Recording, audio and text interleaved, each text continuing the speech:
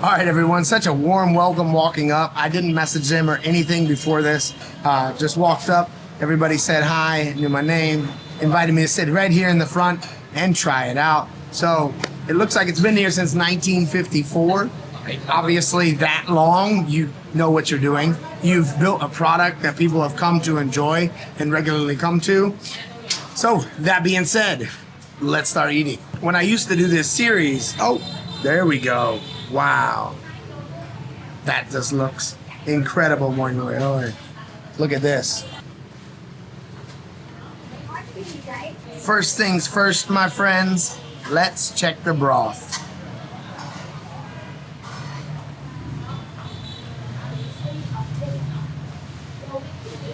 Now that is a classic pho taste. What I come to expect in the broth.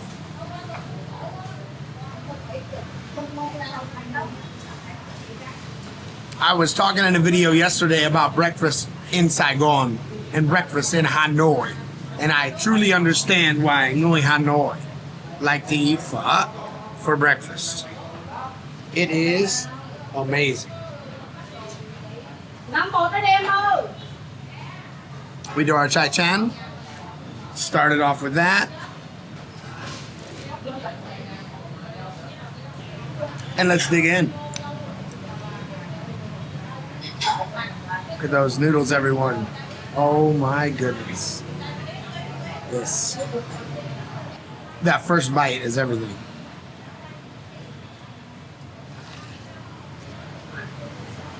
I am disappointed that I never had the chance to include this in my pho real series. But I am relieved that now all of you will get to see this review, and hopefully it inspires you to come and wake up with some amazing breakfast here on Lý Thái Tổ Street. Tôi nè. Đây là chú hả? Ở đây nè. Wow. Ở Cali.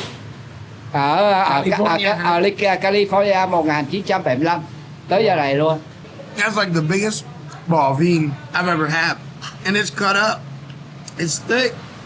The bò vin, thick. Look at that. Cô ơi, đây có phải là phở Bắc đúng không? Phở Bắc. All right, guys, this is northern style pho. You can look at the noodles and see how they're rộng hơn, and the flavor. Well, it's more of a fresh, natural flavor. Here we have the nước béo. Add a little bit more flavor to it. Rất là ngon. So with the phở béo, had the fat in there. Let's add that in and see how it is. Xuất sắc. Đây rất là ngon. Nghe nói rất là nhiều nhưng mà chưa có cơ hội đến đây và ăn thử. Nhưng mà bây giờ thất vọng với bản thân mình tại vì không đến sớm hơn. I prefer the southern pho. Everyone knows this because it's sweeter. It has a lot of different flavors. But with northern pho, sometimes you have some that's just too plain for my taste. Maybe not for others, that's fine. But for my taste, it's too plain. This checks all the boxes. The clear broth, the fresh flavors. Generally, they put the vegetables in for you. Here they give the option, but man, this is amazing. That's good. And having that nước béo to just add in some extra calories never hurt anyone. So I have a list of, my top pho spots in Saigon, and that list has been established for a while. But now we have a new contender on the list. This hits the spot. Có giống không? Đúng không? Hả? Không, bây giờ đẹp trai hơn. Đẹp trai lâu rồi. Đẹp trai lâu rồi. That traditional pho with so much flavor. Even though it feels like 100 degrees outside, humid as ever, I know I'm gonna sweat even more, but I'm drinking the broth. Have to. Man, nhân viên here rất là minh khách. Everyone's super friendly, and I have to place this as one of the best northern style pho that I've ever had. Hands down, the rumors, oh, they live up to the hype. This place is on another level. So they've been here for, what is that, 50, 70 years almost? A lot of tradition packed in there. Make sure you guys check it out next time you're in Saigon. Cảm ơn cô, cảm ơn mọi người, cảm ơn rất nhiều. Ở đây cực kỳ ngon. Rất vui được gặp mọi người. Dạ chào anh, cảm ơn em. Hôm nay có khỏe không? Khách không mai, Phúc đang giảm cân, không ăn 2 tô được. Hẹn gặp lại.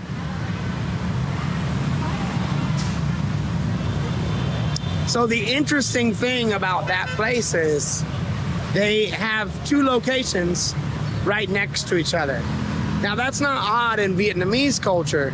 Normally we'll see people copy names, but according to them, it's the same family and they split up at some point. So they kept the location right next to each other. And I don't know which one is the oldest one, but that guy had a picture of himself on the wall there when he was a kid, and he's fairly old, so I'm assuming I was at the right one. But either way, it was delicious. I'm a fan of this road, Lý Tai Tổ, because there are so many things that I like to do here. First off, you have the DJI store. Okay, if you need your DJI goods, you go there. You have the Ho Ti Kỷ flower market and street food market, and that's amazing. I've made videos and TV shows and all kinds of things there. You could call this Turf Street because there are a lot of places that sell the fake grass, the turf. Somebody told me I should change my name to Phuc Rao. They don't think I'm that fat, kind of fat, but there's actually another creator in Vietnam named Phuc Rao already, so it's too late to change. Not to mention, I got it tattooed on my side. Phúc Mập, so kind of my name now. Yeah, chào anh. Hôm nay có khỏe không? Khỏe không cô? Khỏe. Ở đây có bán gì anh? Hả? Ở đây có bán gì? Ở đây bán sơn. Sơn hả? If you guys need to paint your house, come over here. Địa chỉ là gì? Hả? Địa chỉ. 37 Lý Thái Tổ. Ok, 37 Lý Tai Tổ. Hẹn gặp lại anh. Bye Phúc. Chúc mừng ngày tốt lành hả? Yak bang. Oh, I hope you're enjoying the video so far. I just wanted to get a little break in here and talk about something that a lot of you reach out to me about. That is travel. You ask me, Phu Mop, how do you travel so much? How can you afford it? You'd think it's from YouTube and the revenue earned, right? Not really. No, in fact, I use credit cards to my advantage when it comes to travel. When you sign up for credit cards, a lot of times there is a sign-up bonus and incentivization, if you will, to sign up and spend with that card. And using that bonus, you get airline miles or hotel nights or cashback points, things like that. Now, of course, you have to be responsible. If you use a credit card, don't spend money that you don't have, pay it off as soon as possible, all that good stuff. This is not financial advice. This is just what I do. But the reason I'm sharing this is I have shared a list down below of some of my favorite credit cards for all of you to have a look at. And by signing up and getting the bonus, you might be able to come out to Vietnam. You might be able to take a trip to Orange County, California and experience Vietnamese food there. Something like that. So when you get a chance, go down the pinned comment or in the description, check out these credit cards, and maybe, just maybe, they can help you travel as they have for me. Without further ado, let's get back to the video.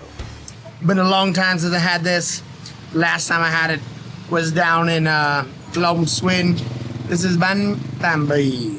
Okay, so you have your banh noodles, and you have your nước cốt dừa, which is your coconut sauce. You have your bì, which is the pork. Có bì, có thịt, bánh tằm, giá, dưa leo, rau, Nước cốt dừa, nước cốt dừa, đậu phộng, nước mắm, chảy ớt, thả hành, đồ chua. Thực sự ngon. It's really good. You can see the đậu phộng on top here.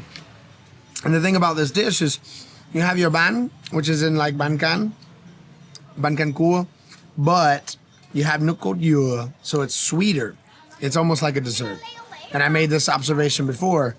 It is similar to that of a dessert. You have yualeo, maybe even ớt on the side, but